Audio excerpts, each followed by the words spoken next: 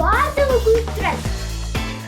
Биз ошондогу убагы менен үйгүзүп, убагы менен өчүрүп турсак, ошондо биз 186 сомго үнөмдөй алат экенбиз. Жарык чыгаруучу диод лампаларын койсок, ошондо 223 сомго чейин үнөмдөй алат экенбиз. Ошондо короодо жап-жарык түнү бою болуп турат. Ошондо дагы кыймыл билдиргичин орнотсок, ал кошумча бизге 93 сомго үнөмдөйт.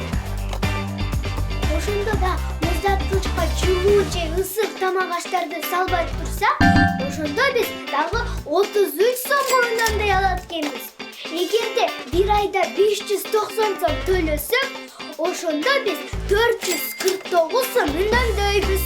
Ошондо биз бир жылда 5388 сом үнөмдөгөн болобуз. Ошол үнөмдөгөн акчаны мага берсеңер, мен компьютерный курстарына бара алат экем.